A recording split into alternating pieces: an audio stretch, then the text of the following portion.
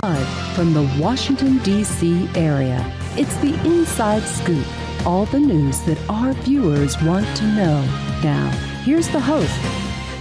Welcome back to Inside Scoop. I'm your host, Catherine Reed. Tonight we're talking about restorative justice and restorative practices with Robin McNair, an educator and someone who consults and trains on restorative justice and restorative practices. And thank you so much for being here. With you today, Catherine. So this has been kind of a journey because we actually met in August in Atlanta. Yes. I happened to come to a panel and you were one of the panelists, and it was a very interesting discussion. And as soon as I knew that you were from the DC area, I'm like, I need to have you on the show. Mm-hmm. So explain a little bit about how you were brought into that panel and in sort of the subject matter of that panel and how it fits in with a larger examination of why we need to consider restorative practices. All right, Kathy. So the panel was Black girls and the school to prison pipeline. And the focus was on why there's so many African American females who are being funneled into the criminal justice system. And I've been doing restorative practices and restorative justice in my classroom for 3 years. And I was asked by one of the young ladies from the National Women's Law Center to actually be a panelist, just to discuss what I do in my classroom to help my African American females stay in the classroom and not put out. Right, and so you were teaching 8th grade, I believe? 9th grade. 9th grade, yes. And so that's at the very earliest stages of adolescence. It is. And so there's all kinds of factors having to do with adolescence. We talk about that a lot on this show actually too, is that there are things that are appropriate to children at different ages. And I think one of the things that we need to examine when we look at restorative practices is here in Virginia, we have a very high percentage of school suspensions every year, and 20% of those are elementary school students. Wow. Right? So how do we decide what is it appropriate for a 9th grader, what is appropriate for a 4th grader, what is it appropriate for a kindergartner? Right. A kindergartner. Has what we know about education kept up with the reality of what's happening in the classroom? No, it has not.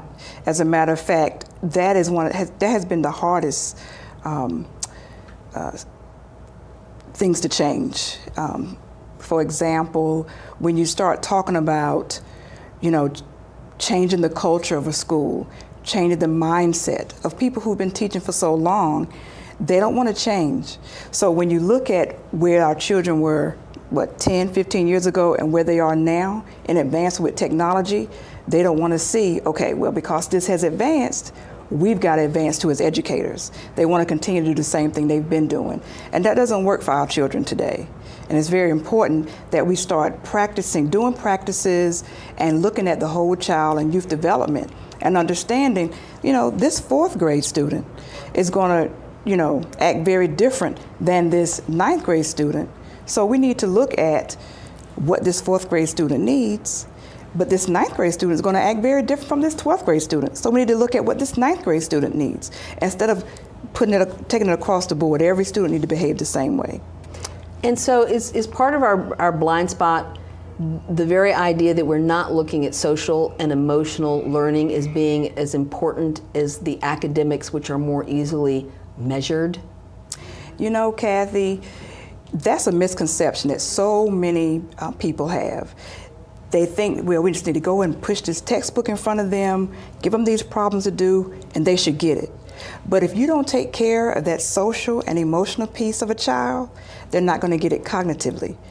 Studies have been done to say that the executive function of a person doesn't really mature until 25 years old. So think about this child that's 9. Think about a child that's 14. Think about a child that's 18 years old. Their executive function is not working to its full capacity. So they're still in that learning stage, that teach me stage, that train me, correct me stage. And that's what we need to focus on. How can we teach social and emotional skills to the students so they can, know how to respond, behaviorally when there's conflict. And restorative practices does that. So this whole idea of restorative practices really is placing responsibility on the child for, first of all, understanding in a fundamental way. And to me, this is developing empathy Yes. what they did wrong and who was harmed. Right. Right? Yeah, restorative practices allow students to learn those social and emotional skills as it's happening in real life. And as it applies in to real them. life circumstances. Like they've got skin in this game. Exactly. So authentically, they're learning the skills that they need to know for the rest of their lives. And that's what restorative practices does. But we were both students at some point in our lives. It was about maintaining discipline in the classroom.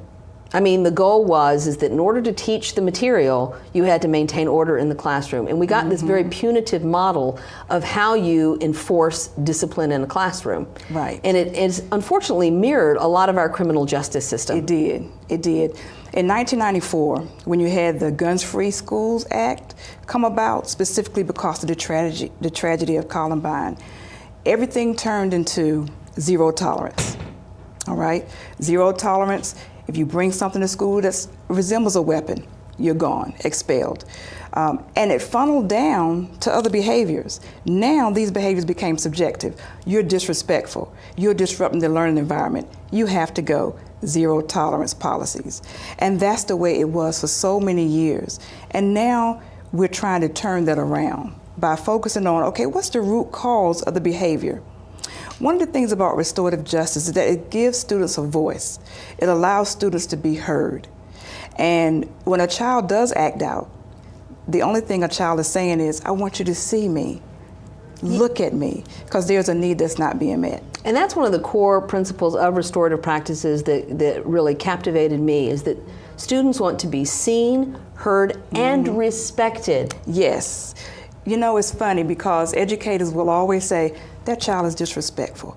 That child doesn't respect adults. Are you respecting that child? Right. How are they supposed to learn acceptable behaviors if we don't treat them in the way that we want them to act toward other people? That to me is the whole foundation of why this is so important. That's true. Treat a child with dignity. That's one of the principles of restorative justice and restorative practices. Treat a child with dignity. Treat a child with respect. And when that child knows that you genuinely care about them, then they will cooperate with you. There was a study that was done using restorative practices, and it showed that those people who felt like those teachers who felt like students were respectable, those same students felt like those teachers were respectable. So it was mutual. Like, I felt respected, and therefore I respected the person who respected me. Yes. To me, that is not a very difficult thing to understand. It's not.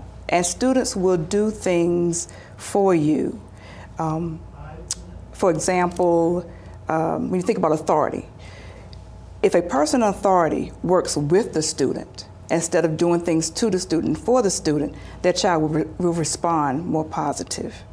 Right, because here's the other thing too that's another interesting point about restorative practices is that you've got the goals that you have for the student, you have the goals you have for the teacher, but then you have something called community goals. What kind of classroom, what kind of school, what kind of culture do you want to have? And I've never really heard it broken out that way, that there are separate goals that should be met in order for it all to come together. In my classroom, Kathy, one of the things that I do is something called respect agreements. And with respect agreements, I have the students to say, okay, tell me what a classroom looks like when a student is respecting the teacher, when a teacher is respecting the student, when students are respecting one another, and when everyone is respecting facilities. And this situation is a little different because students don't think about, wow, my teacher's going to respect me. So when we fill those 4 spaces out and I start writing them down, everyone comes into agreement with them, and that becomes our goals to make sure our classroom is a community, to make sure our classroom is a classroom of respect. It amazes them, and they respond positively to me. And is that a matter really truly of, first of all, creating a vocabulary? Yes. Creating concepts that are age appropriate that they can understand, and then truly creating a sense of responsibility, that everyone has to be responsible, that we're all in this classroom together, and therefore when one person steps out of line, yes, it creates a problem for all of us, but all of us need to be part of solving it. Right. And that's one of the things that restorative practices does as well. It allows everyone to be involved in the problem-solving aspect of what happened. Students take responsibility, but students will also tell me what they're going to do to make it right. They, of course, harmed, or, there was a conflict and there was a harm between, two people. Then we talk about what happened. We talked about what were you thinking? Who do you think you were affected by this behavior? Now, what can you do to make it right? And the students make those decisions. And again, there has to be a way to make this age appropriate for the very youngest child. Like when one sibling hits another one and they're 2 and 3 at home, right. Parents have to mediate that, not just by pulling them apart and punishing one of them, but to understand, for the perpetrator to understand what they did wrong and why they should choose not to do it again. So I don't understand in schools why we aren't taking the time, and maybe that is the issue, why are not taking the time to create these lessons starting in preschool and kindergarten, so by the time they get to middle school and high school, they really do understand what the expectations are. Right. Once again, we talk about policy. No child left behind. Once No Child Left Behind, and schools became, fearful of them being taken over by their state, everybody started focusing on the tests, standardized tests, meeting the scores. Children became a number instead of children being human beings in front of a teacher. And that's what the focus was. So every second of the day, minute of the day, hour of the day had to be spent on making sure this student has the skill for this test. But you don't think about that child that hasn't had breakfast. You don't think about that child who was up all night because their parent was beaten. Right. So they're coming to school with trauma. You're not meeting that need that child has. But you got to make sure that they pass that the you get this test. test. Behavior might be off the chart that day because of what the child experienced. So guess what? They push him out. And what happens? That child still doesn't do well on the test. So no one wins. The child Exactly. loses, and the classroom loses, and the test scores suffer anyway. Yes. That is so short-sighted, and I have to say that you would think in this age where so much research not only has been done, but it's so readily available everywhere, academic papers, you can find this information online, why we have not decided that we should be putting social and emotional learning closer to the top. Yeah. So when we get back, we're going to discuss with Robin McNair some more about restorative justice and restorative practices and what she is doing and what she is seeing in the classroom. And quite frankly, I think this is an issue all of us need to care about if we care about the future of children becoming adults in our community. So please join us after the break.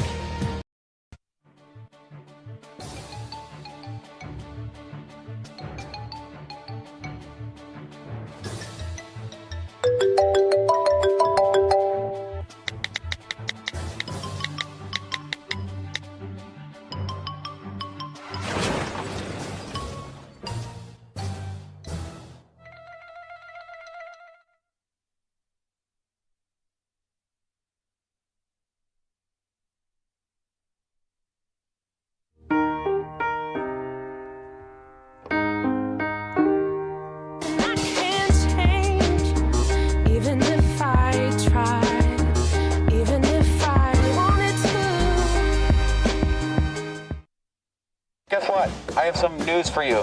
There's free food right there, junk food. You see that truck? Oh, jeez. It's a 2 Michelin star chef, all for free, ladies and gentlemen, all for free. Here we have a panzanella with summer vegetables and pesto. Enjoy.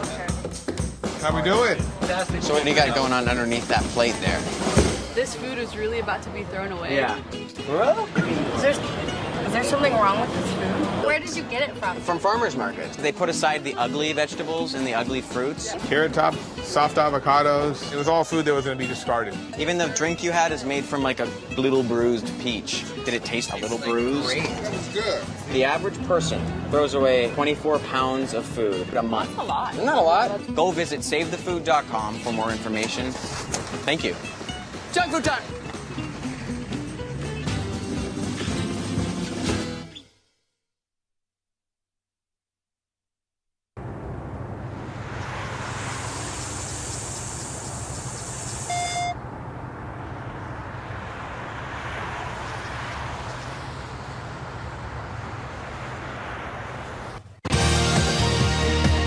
We're back to the Inside Scoop. Here again, your host. Welcome back to Inside Scoop. I'm your host, Catherine Reed. Tonight we're talking about restorative justice and restorative practices with Robin McNair, an educator and someone who consults and trains on restorative justice and restorative practices. And thank you so much for being here. Thank you. So when we talk about some of the great problems in every community, especially with high school dropouts, you end up with young people who are unemployable, uneducated. We wonder why they end up in situations where they commit crimes. And yet, let's go back to when they're kindergartners, first graders, second graders, third graders. You know, does every small child who goes to public school ever think that they're going to be a dropout? Right. No. I don't think so. I think 5-year-olds show up thinking they're going to be astronauts and firemen and doctors Pilots, and everything. So what happens? What happens in the school environment? Because I think it can't all be just the cycle of family poverty. I get that. But there is something happening in the schools that takes away from these bright 5-year-olds this idea that they can be anything. Right. Well, basically, Kathy, when you think about the push out and during the zero tolerance era, which we're pushing to eliminate completely, preschoolers were also being suspended, you know, for being preschoolers. And when you start pushing them back out of the classroom and back into the home, back into the community where there is poverty, then where does the child's hope come from? So if they're at home living in this traumatic, you know, situation, poverty, lack of supervision, incarcerated parents, drug abuse in the community, gangs, they go to school and that's their escape. So that's where their hope comes from. But if you have a school that's going to push them out because they don't know how to self-regulate, then you send them right back out there and they lose that hope. And one suspension doubles a child's chance of being pushed into the juvenile justice system. See, this is the thing I do not believe that the average person understands. Whether you've got kids in school or your kids are out of school or you don't have any yet. Right. When you give a statistic like that, one suspension doubles their chance. And then we look at our criminal justice system, our overflowing prisons, and even the opioid epidemic. I mean, there are so many things that are affected by hopelessness and despair and having a record, being pushed out and marked in some way. That's right. And if you look at who is being suspended, who is pushed into the criminal justice system and who's incarcerated, it's our black and brown people. Yes, it is. You know, our black boys are 3.8 million black boys were suspended. 2.3 million black girls were suspended in 1 year. And what's interesting about the research done on that is the fact that black girls especially are seen as being far more older. They're seen as older and more promiscuous. I mean, there's all these things. They're stigmatized. Yes. They are. And you know, you and I were talking a bit before about bias, whether it's unconscious bias or explicit bias. A lot of people really have not received any training whatsoever in their teaching career. That's true. About exploring bias and how that comes to affect how you see the behavior of two children in your classroom differently. Differently, yes. Studies have been done to show that a black child does appear, I can't remember the specific number, but it does say that the average black child does appear to be so many years older than, you know, your white child. And they look at that as being, oh, well, they should know how to act. Or they're being violent because they're running down the hallway.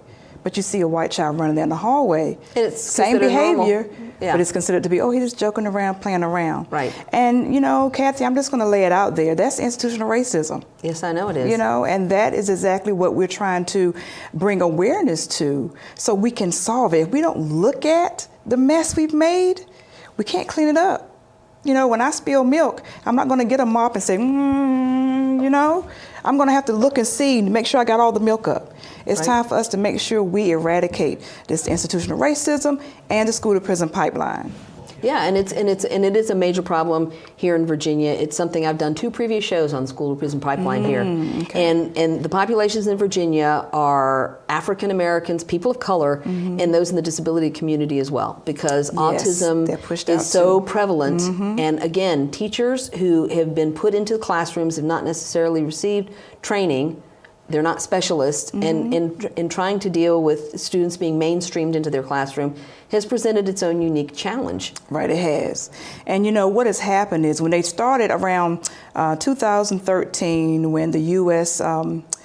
Government, the Civil Rights Department started looking at the excessive suspensions, and they said, okay, you need to do something about these suspensions. What they did was they started taking away the suspensions, but they didn't do anything to replace them. So you had teachers who were now being blamed for not being able to handle their classrooms. But the teachers don't get the specific training in teacher preparation schools. So when they go into the classroom, they have no clue about how to de-escalate a situation, about how to help a child move through this emotional breakdown that they may be having because of anxiety. So the teachers were being blamed. And restorative practices, of course, does not blame teachers, does not blame students. It basically works with and it allows them to build relationships so they can work on problem solving together. And that's what it should be. Things that happen should be a matter of we have a problem and how do we solve it, not we have a problem and who's to blame. Exactly. Exactly. And too often in this country, we want to look at what rule was broken and what punishment can we give them. With restorative practices, we look at, okay, how was this relationship harmed? And what can we do to hold this person accountable and make it right so they'll know the corrective behavior. You know, it's interesting. I work a bit with the Bishop Walker School for Boys in Southeast DC, and one of the programs they brought into their lower school was a program started in Canada called The Roots of Empathy. Oh, okay. The Roots of Empathy. And so the whole idea, and they bring an actual real live baby into the classroom to help these young children understand, you know, try to assign words and a vocabulary to the emotion, whether the baby's upset or what happens that makes the baby happier. But they have taken part of the school day. This impresses me. And these are predominantly African American boys too, from disadvantaged households who go to the Bishop Walker School for Boys. They've actually taken time out of the school day to say, we are going to teach empathy to first, second, and third graders. And yet in the public school, that is not the mindset at all. It's as if the student should arrive knowing how to behave, and that empathy is not important. Somehow they'll get that somewhere from somebody, somewhere along the way. And I don't understand even in this day and age, if you look at what employers are looking for, they are looking for people who have soft skills. Yes. So how do we teach soft skills? And who's responsible for teaching social and emotional learning if not in the public school system? Right.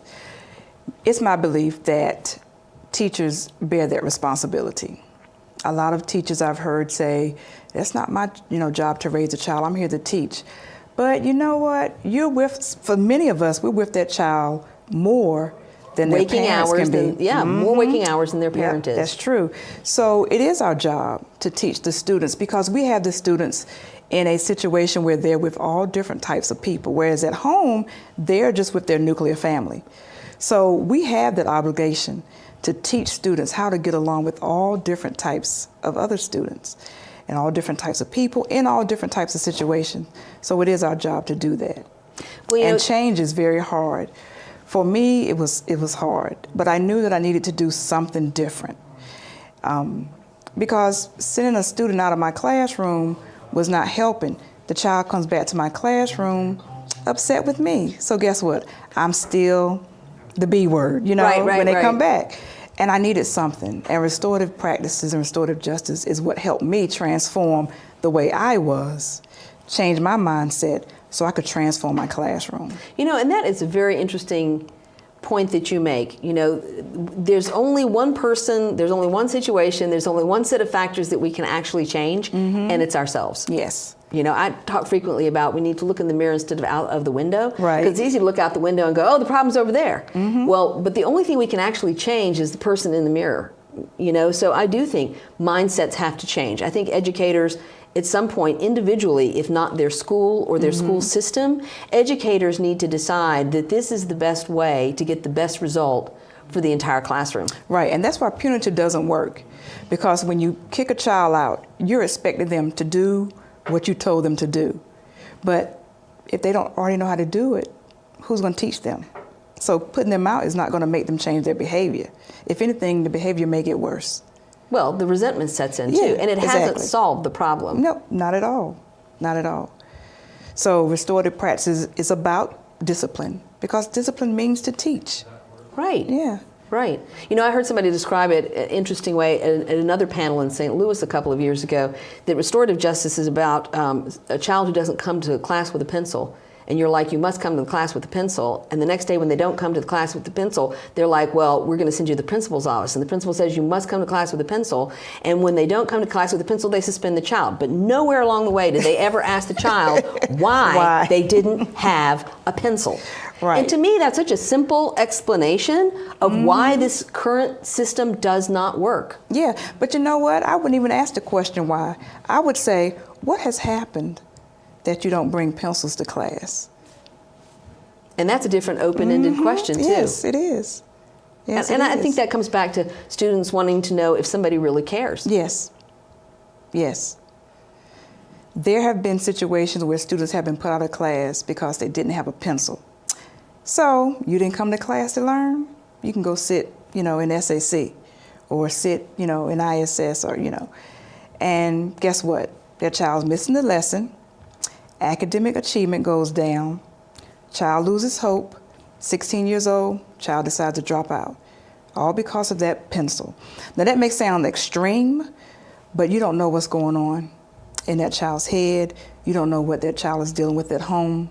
So it could be just that one incident that took that child over the edge to say, I'm dropping out.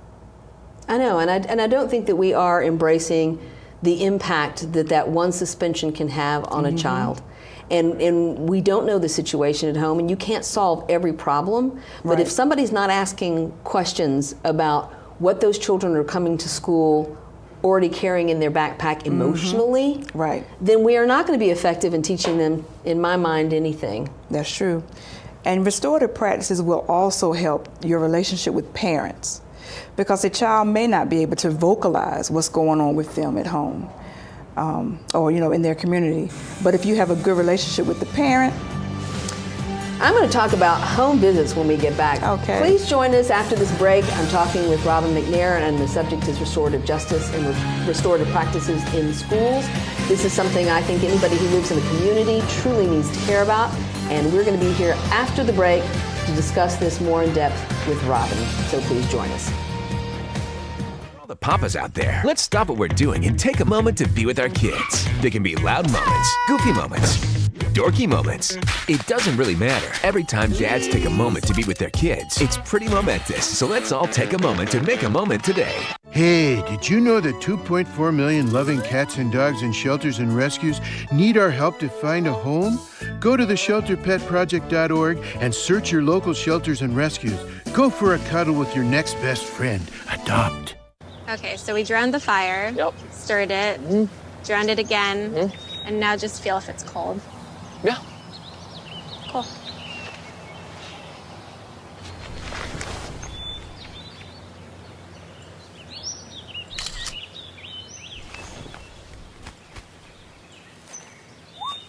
Smokey just gave me a bear hug. I know. I already posted it. We cannot be bystanders. We can stop to make sure someone is okay. We can warn someone when their drink isn't safe. And disrupt the situation. We can. Get someone the cab. Or walk them home safely. We can make campuses safer for our friends. Our roommates. Our classmates. Our fellow human beings. We cannot be bystanders. We can. Intervene. It's on us. All of us. Learn how and take the pledge at itsonus.org. When it comes to saving money, What? don't act like a baby. Oh, it's like they're having their own little meeting. This is so humiliating. Be the boss. I'm the boss. What the? Power nap. You were saying. And make a budget. Let's get to work. Need a little help? Stacy, read back the notes. I can't read. What's it say? Create a personalized savings plan and get other tools and tips We can share. You obviously didn't go to business school. at feedthepig.org. We're back to the Inside Scoop. Here again, your host. Welcome back to Inside Scoop. We are talking about restorative justice and restorative practices with Robin McNair, an educator who has experience in both the classroom and in teaching other people about these practices. Thank you so much for being here, Robin. Thank you for having me today. So Abby from McLean gave us a call and said, how does this factor into the whole community school model? Which is very interesting because we don't actually have community schools in Virginia the way, for instance, they have community schools in Maryland. Okay. So restorative practices and restorative discipline is one of the 6 pillars of community schools. Because when you think about community schools, that's exactly what it is, involving your community. So you bring in different facets of the community to help meet the needs of the child, the need of the student, the need of the whole school environment. Parents are involved, they are part of the leadership, and restorative practices is, of course, part of the discipline.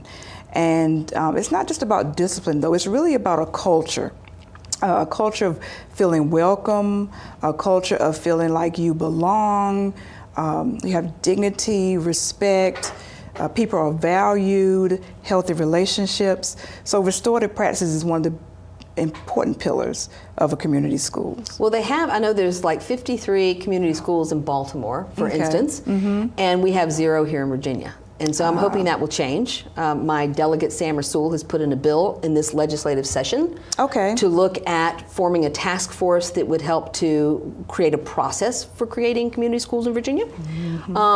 And so I think this is really important to have this discussion because restorative practices is a pillar, a very significant pillar of the community school model. Yes, it is. And it's also a partnership. I know that the chancellor of the DC Public Schools was on a Brookings Institution panel where he was talking about home visits. Home visits has turned, he said their school system, the DC school system, does more home visits than any school system in the nation. And he has seen significant improvement. You know, when I first moved here in 1993, I started working Randall Highland Elementary School.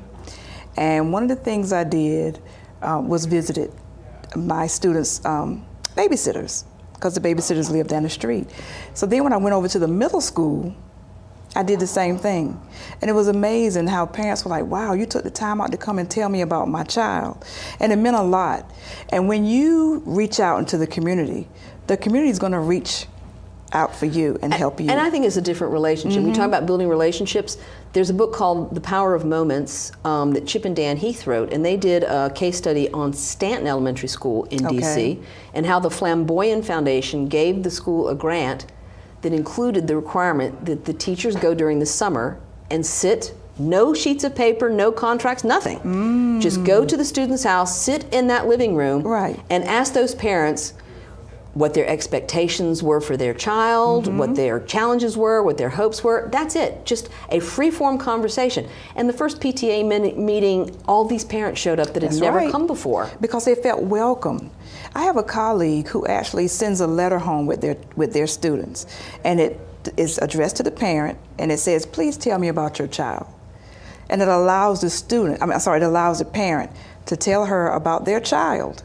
I think that makes a huge difference. It does, it really does, because it shows that the teacher cares. Jane Quinn from the Children's Aid Society in New York at this panel 2 years ago was talking about, they actually oversee 16 community schools in New York City, Washington Heights, South Bronx, and Harlem. And she was talking about the drop-in meetings that they have every morning with the principal or assistant principal, where if you're dropping off your child, you can go and have a cup of coffee or whatever and have I think it's 30 minutes before school starts with the assistant. But she said on any given morning there's 20 to 40 parents there. Yes. And the great thing is that the parents get to know each other in the school community. That's true. I had a principal who had coffee with their parent. Isn't that great? Yeah. There's so many things to me that I don't think we're considering as being not necessarily using a lot of resources. It's a change of culture, it's a change of mindset, and to me it's a change of priority. How can we prioritize something different? Because children have to be the priority. Too many people are making decisions about our schools and about our children in our schools who have never stepped foot in a school except to get teachers to vote for them. There you go. So there are too many people making decisions about what's best for our students when we should have teachers at the table, parents at the table, that's talking about what's really going on, what's best for our students. And that's what a community school is about, shared leadership.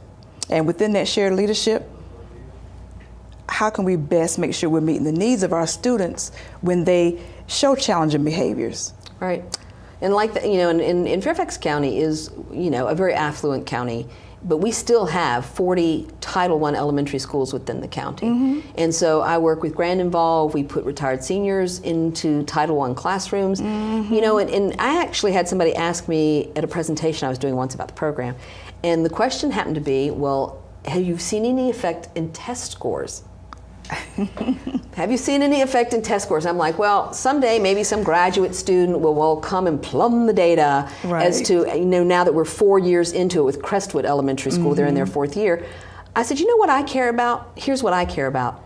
Have we reduced disciplinary actions and school suspensions? Because I said, I think that would be easier to figure out in a short amount of time with the available data. I said, I want to know if having 40 volunteers at Crestwood Elementary School in the 2017-2018 school year impacts the disciplinary record in that school. And I can tell you from that study that you're going to do, the achievement's going to go up. Because if students are in school, they're learning. Right. And if they're learning, the academic achievement will go up. People don't realize that, like I said earlier, social and emotional learning, social and emotional skills and meeting those needs will allow the academic skills to improve as well. And we're not making that connection. I don't understand why we're not making that connection, because it's so obvious in life as adults that you can be the most technically gifted person in the world, but if you have poor communication skills, you don't read social cues, you can't communicate effectively, you can't run a meeting, you can't form trusted relationships among your colleagues, then what do you really have to offer? True. And where are we supposed to learn these skills? Right. So tell me a little bit about, because I'm talking about restorative justice and restorative practices. Yes. Explain those two terms and what they mean. Well, restorative justice basically started even before it was called restorative justice, because it started from the indigenous cultures where they would use the circle process to deal with the harm that took place in the community, to make a decision that they needed to make within the community. And some people decided around 1970 to take that same concept into the criminal justice system, and they deemed it restorative justice, because it's really about restoring a person back into society. They realized that the penal system was not doing its job. Yeah, that's an figure, right? Yeah.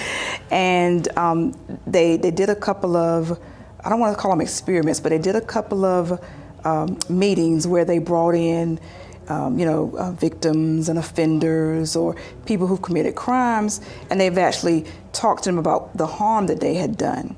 And many of these offenders had never realized how they harmed other people. And once they saw that, then of course they became remorseful, and the recidivism rate for many of those inmates who were released dropped. Right. Yeah. So it was doing so well, and Nancy Reisenberg, who is actually out of Minnesota, she was one of the pioneers that actually took restorative justice into the schools and applied it to discipline. So that book, Circle in the Square? Circle in the Square. Circle in the Square. So you would recommend this as like a primer for people who are interested in knowing more about how this developed and how it was brought from a larger concept to a school concept? Yes. Okay. Yes. Circle in the Square. Okay. Yeah. Note that. She is one of my mentors.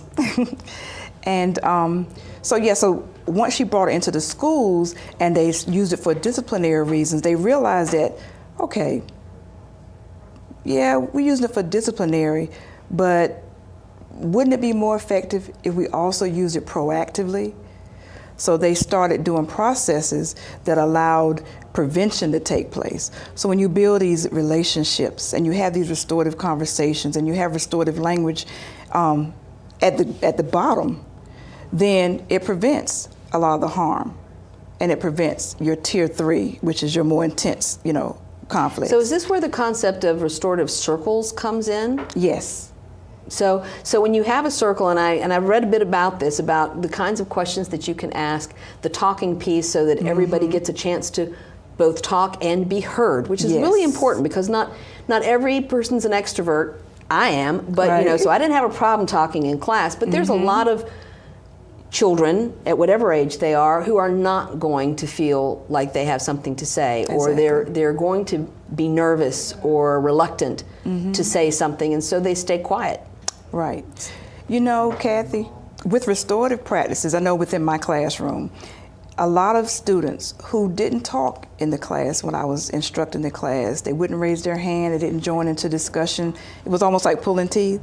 They would actually talk during circle time, during community circles. Because here's the difference, a lot of people don't want to raise their hand, get the answer wrong, and be humiliated or embarrassed. Right. But in a circle time, when the questions are of an open-ended nature, like I think one of the ones I saw was like, what superhero do you most admire and why? That's a question that anyone can answer. Anybody can have an opinion, and it's not a right or wrong opinion. Right. But it starts to build a trust relationship around getting to know the people. It does. And when you think about restorative circles, the first thing you have to do is you have to get acquainted. You have to build that trust.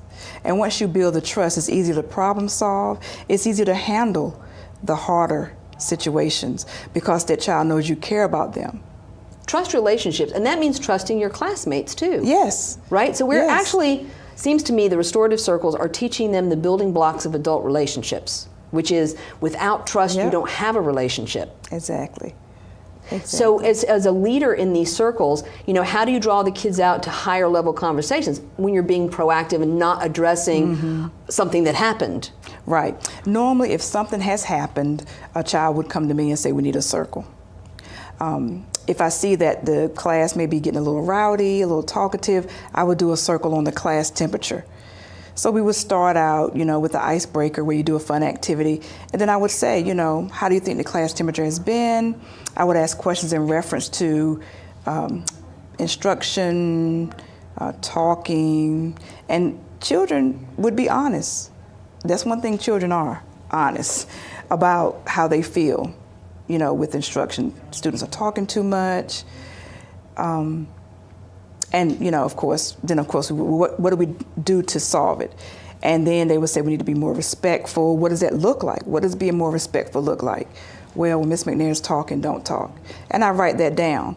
And at the end, we all have to, by consensus, agree when Miss McNair's talking, don't talk. And I think those are great, very specific things to address. If people have never done something like this before, perhaps this is something you can ease your way into. When we return from this break, we are going to talk in our last segment about some prescriptive things that maybe we can incorporate into our classroom. So please join us after the break. You made your house a reality. Homeschooling yourself on loans, color-coding listings, and flushing every toilet in a 20-mile radius. If you can ace house hunting, you can do it for retirement. Get on track with tips at aceyourretirement.org. Here's to the things that can keep us safe. Those we use all the time with hardly a thought. Those that are silently standing by to save our lives. And now, those that we carry with us everywhere we go. Many mobile devices will now bring you wireless emergency alerts, real-time information directly from local sources you know and trust. With the unique sound and vibration, you'll be in the know. Listen, I realize that I'm not perfect, but it all really started to change because you judge me for having a problem. No one is going to know that I need help. I need help. I know that no one is going to judge me for having a problem. I realize that I'm not perfect, but it all really started to change because you listen.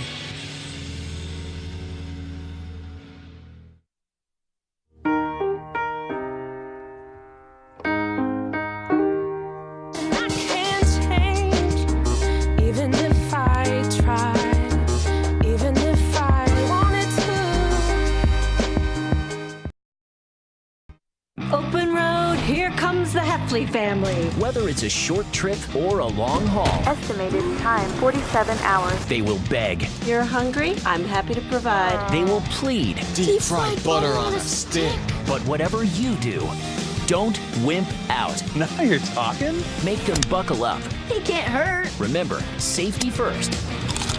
Cheese curls second. Are you orange?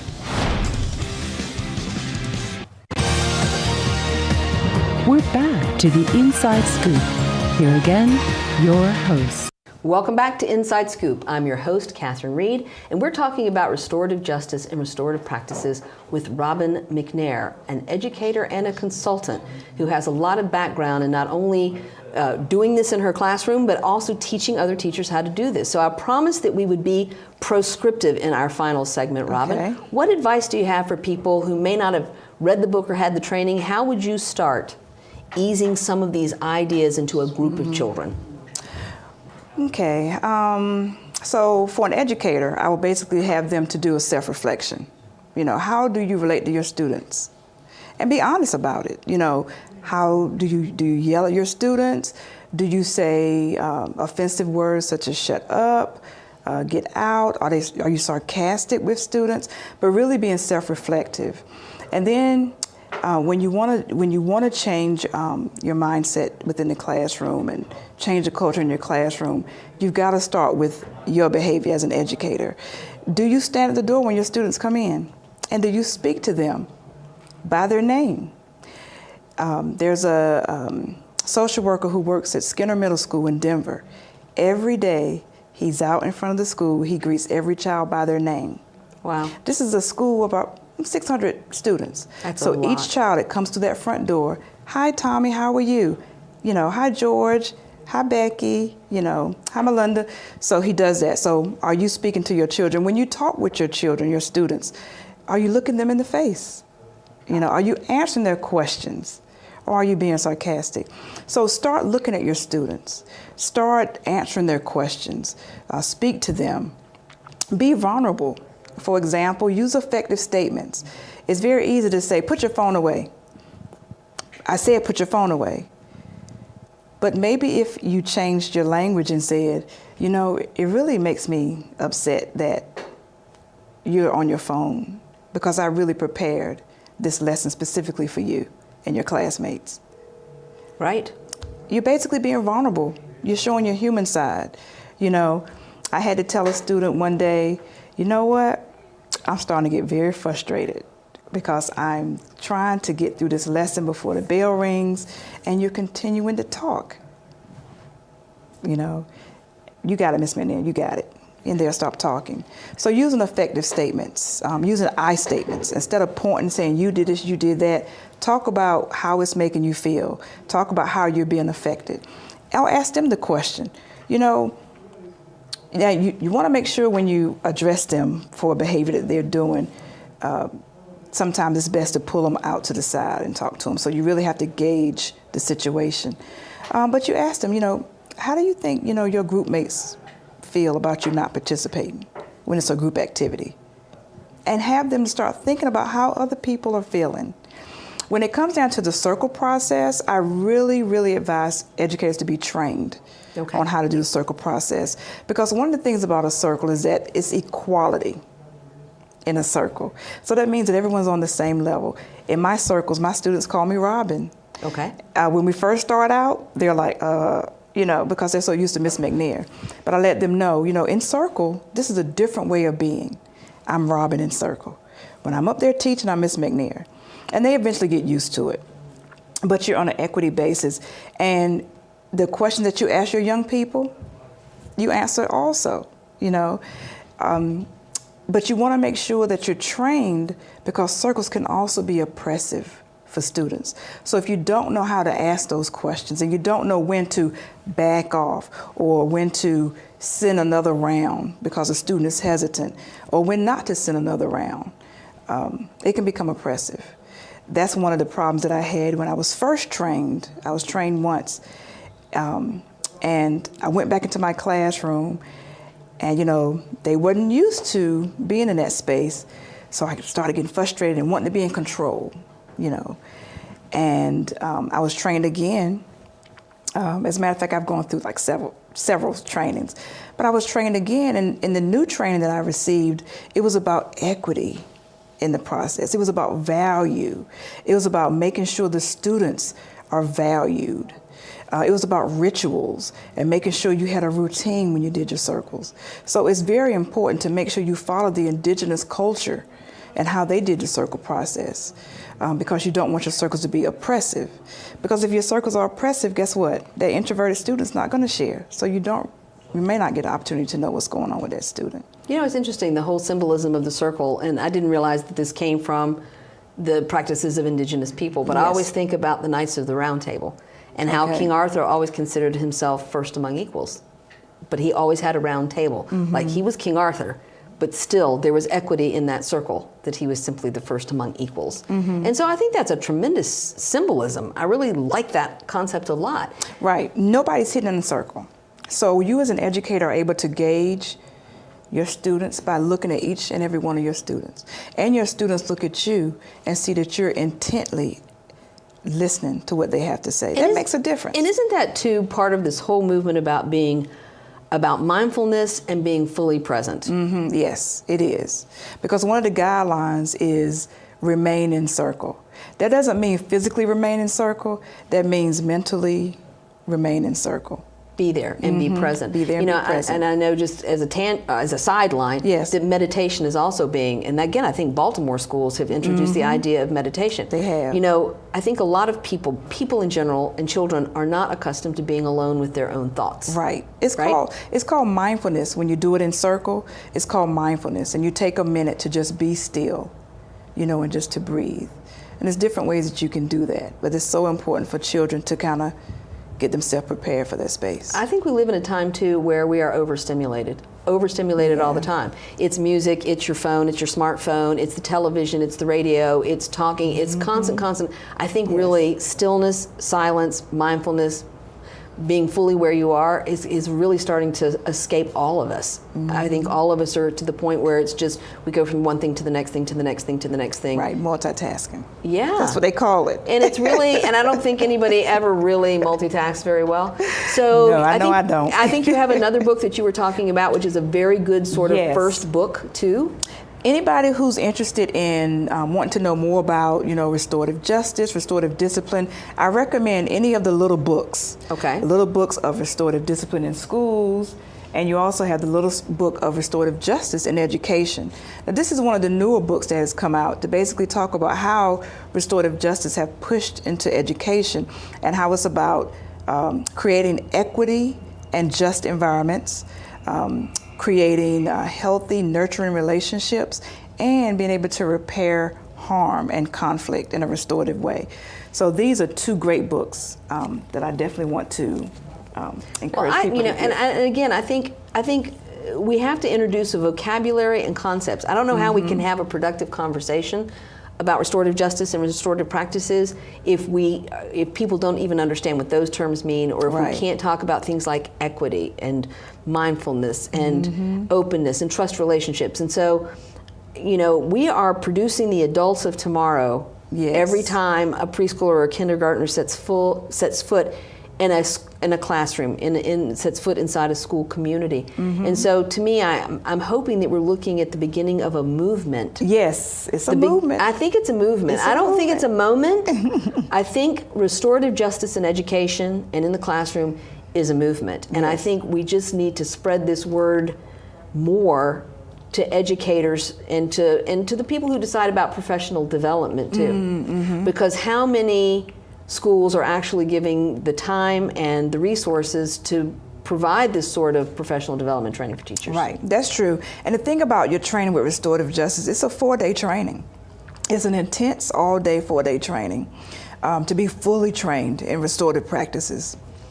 Well, I know that there are people who do that. When I was at a conference recently in Richmond, it was a 2-day conference called Strengthening Connections, and it was actually, believe it or not, the Virginia Criminal Justice Division that put this on. Okay. And a lot of it was about communications training. It was about taking a DISC test to understand how you communicate. It was really a lot about trust relationships. It was aimed at social workers and teachers and school resource officers. But it was the dynamics of trying to understand more fully what we can do inside schools that are going to produce a different result than what we have right now. Right.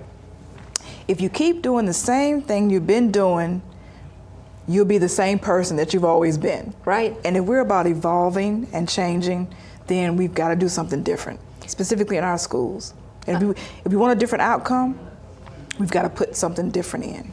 And in your opinion, I mean, is this something that there should be a line item somewhere to give both resources and training to classroom teachers and to administrators? Yes. Now that's one of the things about sustainability with restorative practices, that you're going to need the funding. Because it does take the training and it takes the ongoing professional development. Things change, trends change, and you need to always keep it fresh in your mind. So the funding to have a restorative practices coordinator within the school, that is going to be a whole school, restorative school. You need to have the resources to have books for your educators. You need to make sure you have the resources to have district coordinators, money to send teachers to training. So it takes funding. There you go. To sustain this and what initiative. What about collecting data? You know, we love measuring things. Yes. Test scores and matrices about whatever, but it seems to me we are not necessarily looking at things like investing in social and emotional learning, and to your point, how that is tied to achievement, keeping kids in school longer, getting them out of school and onto other kinds of education, making them workforce ready. Workforce ready is the new hot term right now. Right. Data is very important. For example, Oakland public schools in California actually have restorative schools, and they have seen a 60% increase in their graduation rate because of implementing restorative practices. See, and to me, that's the final outcome. You know, test scores aside, you've got to get the kids educated with a diploma and out the door on graduation day. That's right. That has to be a goal. And it also helps with teacher retention. Attendance. Yes. Yes. You know, that's one of the other things, and this came up earlier, is that we have a high burnout rate among teachers. They all seem to be in their 20s. I mean, they all seem to be in their 20s, which means we are not retaining veteran teachers over the long term. So I really see that as a challenge. And I see this, again, I'm interested in community schools. I see how this fits in with so many of the other things that make that model work. Yes. I cannot thank you enough for being here, Robin. You have been a source It's been my pleasure. You've been a great resource for me, because I am not an expert and you are an expert. And I hope that we brought our viewers something of interest. So I hope you got a lot out of this. We've got books to read. You've got Robin's website for more information. And please, you know, consider pushing this idea that we need to invest in the social and emotional learning of our children in our public school systems. Thanks so much for joining us tonight on Inside Scoop.